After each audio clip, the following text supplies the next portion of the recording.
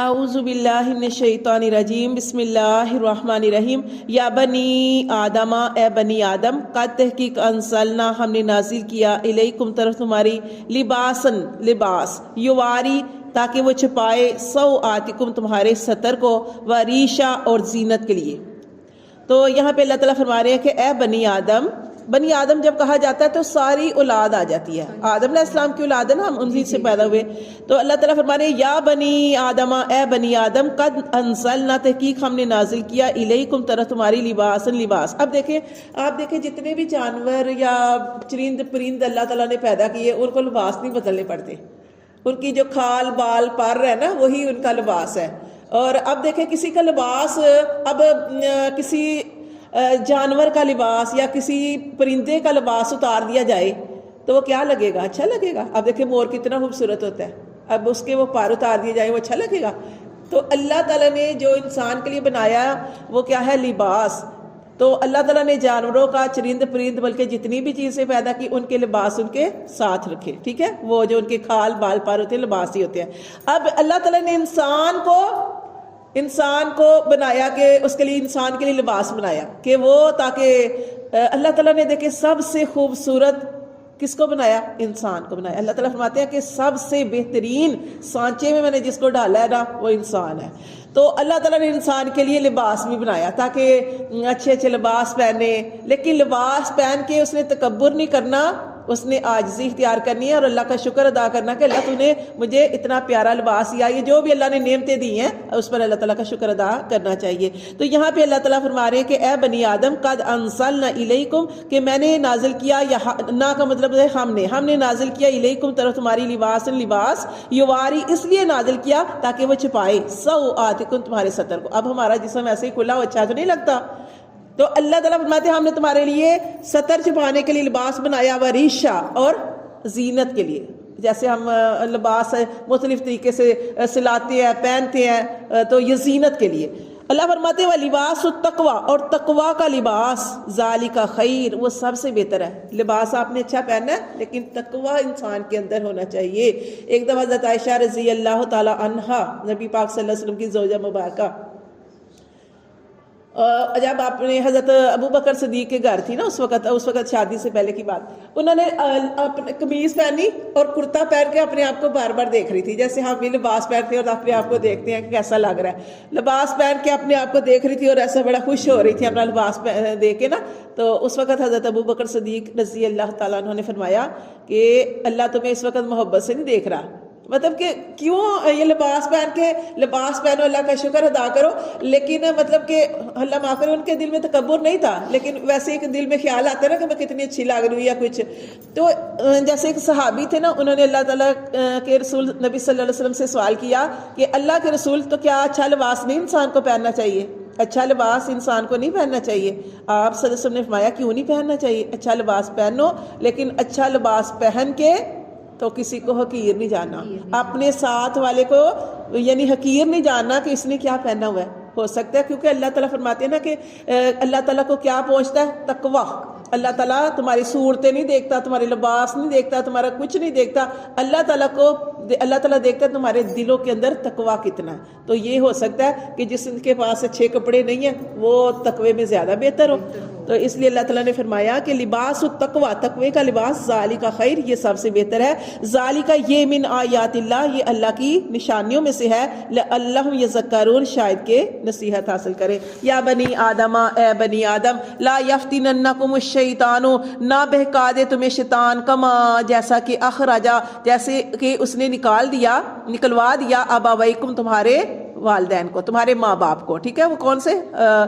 جن سے ہماری جو ہے سلسلہ شروع ہوا اولاد کا، حضرت آدم علیہ السلام اور اماں حوا۔ تو اللہ تعالیٰ فرماتے ہیں کہ اے آدم، بنی آدم، نہ تمہیں بہکا دے شیطان، کما، جیسے کہ اخرجا، نکلوا دیا، ابویکم، تمہارے ماں باپ کو، من الجنتی، جنت سے، ینزعو، اور اتروا دیے، عنہما، ان دونوں کے، لباسہما، ان دونوں کے لباس کیسے اتروا دی؟ وہ ہم پڑھ چکے ہیں کہ وسوسہ ڈال کر، بہکا کر اور جھوٹی قسمیں کھا کر، تو ان کے لباس اتروا دیے۔ لیوریہما، وہ لباس، لیوریہما، کہ وہ اس لیے، لیوریہما، تاکہ وہ ظاہر کر دے، سوآتہما، جو ان کے ستر کے اندر تھا، جو ان کا چھپا ہوا تھا۔ ٹھیک ہے، شرم گاہیں. انہو بے شک وہ، یراکم وہ تمہیں دیکھتا ہے، ہوا وہ کس کی بات ہو رہی ہے؟ شیطان کی. اللہ فرماتے ہیں کہ شیطان کے بہکاوے میں نہ آ جانا. اس شیطان نے تمہارے ماں باپ کے کپڑے اتروا دیے جھوٹی قسمیں کھا کر اور طرح طرح کے وسوسے ڈال کر، وہ ان کے لباس اتروا دیے اور ان کے ستر جو تھے وہ کھل گئے. انہو بے شک وہ شیطان، یراکم تمہیں دیکھتا ہے، ہوا وہ بھی دیکھتا ہے، وقبیلہ اور اس کا قبیلہ بھی دیکھتا ہے، من حیث لا ترونہم جہاں سے تم نہیں دیکھ سکتے. شیطان ہمیں نظر نہیں آتا، جنات ہمیں نظر نہیں آتے، لیکن وہ ہمیں دیکھتے ہیں. اور سب سے وہ کہاں ہوتے ہیں؟ شیطان اور جنات کہاں ہوتے ہیں؟ گندی جگہ پر. جیسے کہا جاتا ہے نا کہ جب آپ واش روم جا رہے ہیں، باتھ روم جا رہے ہیں، تو آپ نے دعا پڑھ کے جانی ہے. کون سی دعا ہے؟ واش روم میں جانے کی دعا کیا ہے؟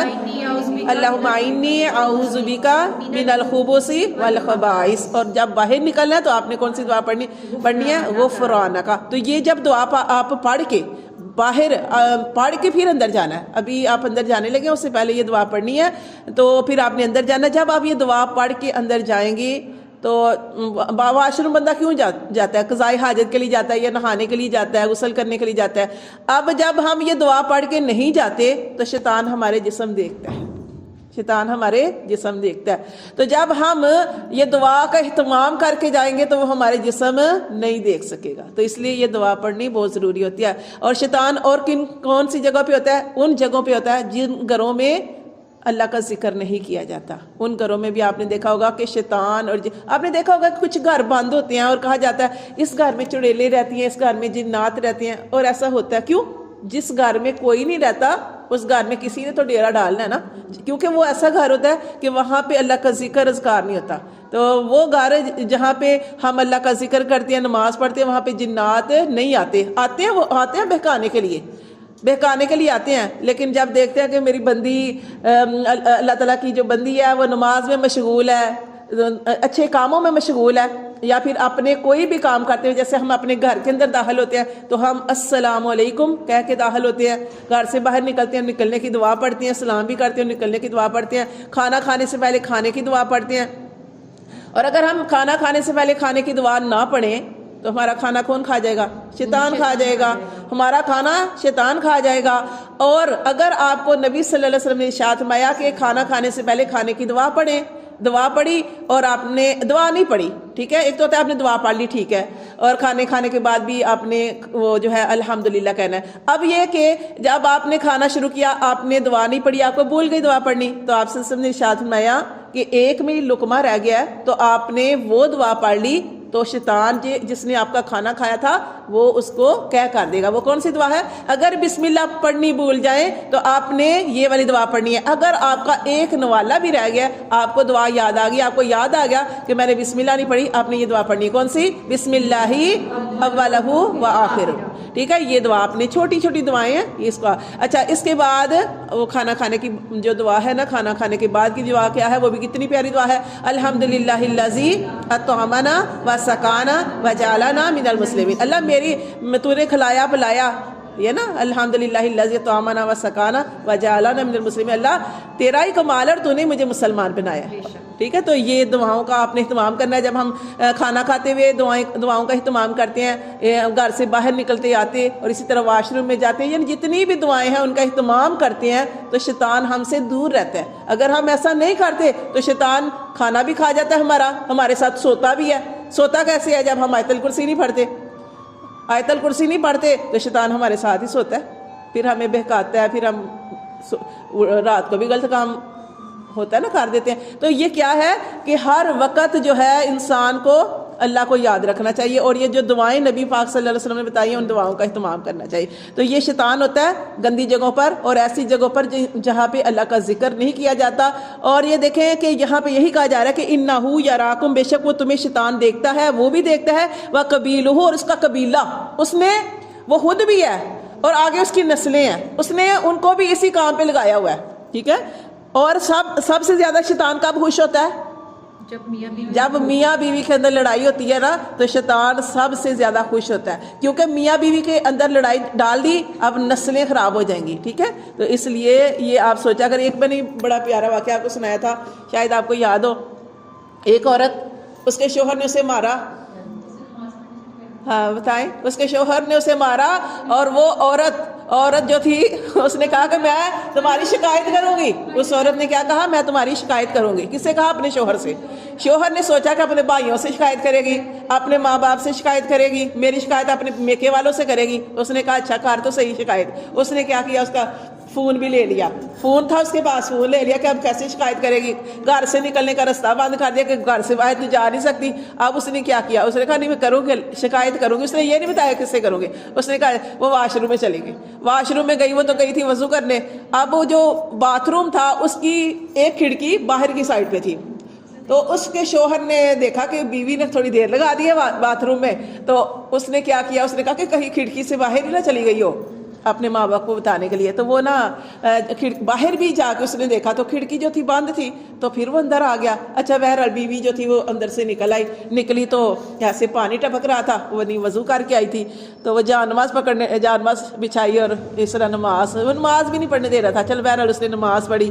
نماز پڑھنے کے بعد جب اس نے ہاتھ اٹھائے نا, اس کے ہاتھ نیچے کر رہا تھا, ہاتھ اس کے نیچے کر رہا تھا. وہ کہنے لگی کہ نہیں میں نے تو آج تمہاری, اس کا یہی تھا نا کہ میری شکایت اللہ سے کرے گی. اب اس کو پتا چل گیا کہ اب اور تو اس کے پاس کوئی ہے ہی نہیں, تو اب میری اللہ کے پاس شکایت کرے گی. وہ کہہ رہا تھا کہ نہ کروں, مطلب اس کے ہاتھ اس نے نیچے کر دیا. لیکن وہ بعد میں نا اس نے بتایا کہ مختصر یہ کہ بعد میں یہ قصہ ہوا کہ اس عورت نے کہا کہ میں نے شکایت تو کرنی ہے. وہ شکایت کیا کرنی تھی؟ اس نے بس یہ بتایا کہ میں تمہاری, اس نے شوہر نے زیادہ مجبور کیا. تو پھر وہ کہنے لگی کہ دیکھو میں تمہاری بیوی, میں دیکھو نماز پڑھ رہی تھی, میں اللہ سے دعا کر رہی تھی کہ اللہ شیطان نے حملہ کر دیا میرے شوہر کے اوپر, تو اللہ تو اس کو ہدایت دے, اور میں تو یہ دعا کر رہی تھی, ٹھیک ہے نا, کہ شیطان کو دور کر دے. تو یہ تو میرا شوہر ہے, میں نے کیوں تمہاری ادھر ادھر شکایت کرنی ہے, میں تو اللہ سے دعا کر رہی تھی. تو اس لیے کتنی بڑی بات ہوتی ہے کہ جب دین کی سمجھ ہوتی ہے, اس وقت بہت کم لوگ ہوتے ہیں جو ہوش میں ہوتے ہیں. ورنہ جو لڑائی ہوتی ہے نا, لڑائی کے اندر اکثر یہ جو اس طرح کے معاملے ہوتے ہیں نا, اگر شوہر بول رہا ہے تو بیوی اس سے زیادہ بولے گی, بیوی بول رہی ہے تو شوہر بولے گا.